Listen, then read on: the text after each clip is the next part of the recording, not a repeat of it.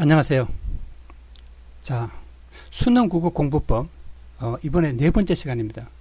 여러분 먼저 수능 1주 전이라고 너무 할 것이 없다 달달 떨지 마시고 지금 시작해도 여러분 등급이 낮은 사람은 1등급 충분히 상승 가능합니다. 여러분 뭐 2등급이 1등급 가는 건 쉽지 않지만은 뭐 1등급 겨우 턱 밑에 있는 이런 친구들 조금만 하면 한두 문제만 더 풀면 1등급 되는 거죠. 그 다음에 4등급에 이런 사람들은 1등급 오르는 거 굉장히 쉬워요. 일주일이면 충분합니다. 문제는 이거예요. 여러분이 정확하게 공부를 하고 거기에 맞고 훈련을 하면 됩니다. 많은 시간도 필요 없어요. 일주일에 하루에 한 2시간씩 해서 한 일주일 정도 하면 충분히 가능합니다. 뭐 3시간이 하면 더 좋겠죠. 자, 그러면 이번 시간에 주로 다룰 것은 유형에 대한 이야기입니다. 여러분 먼저 문제를 딱 보는 순간 유형을 알아야 됩니다. 그 다음에 그 문학이면 문학, 비문학이면 비문학, 그 화작, 그 다음에 문법 각각의 어떤 특징이 있습니다. 그 문제가 굉장히 규칙화되어 있어요. 여러분 무엇보다도 지금 문학은 문제 유형이 아주 간단합니다. 복잡하지 않아요. 그래서 맞추기가 굉장히 쉬워졌어요. 여러분 문학은 실제로 해석하기에는 굉장히 어렵잖아요. 하지만 문제 자체가 패턴화되어 있기 때문에 굉장히 쉽습니다. 문제를 딱 유형만 딱 익히면은 문제를 푸는데 시간도 별로 걸리지 않고 굉장히 정확하게 풀 수 있습니다. 그래서 제가 지난 시간에도 이야기했죠.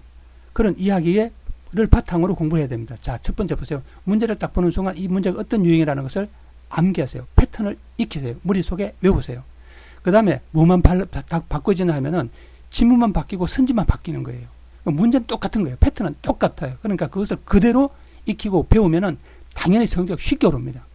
한 몇 문제 한 3개, 4개 이 정도 오르는 것은 쉬워요. 굉장히 쉬워요. 여러분 3개, 4개 정도만 되더라도 대충 점수가 꽤 높아지는 것이죠. 그래서 꼭 빨리 하시기 바랍니다. 다음으로 한번 보면은 그것을 약간 더 자세히 한번 설명을 해보도록 하겠습니다.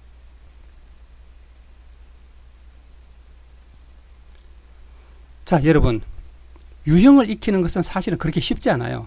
그렇지만 여러분들은 뭐냐 하면은 모든 유형을 다 익힐 수는 없어요. 지금 일주일이 남았기 때문에.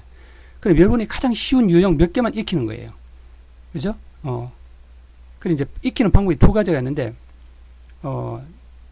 여러분, 오늘은 가장 간단한 것만 할게요. 가장 간단한 것만.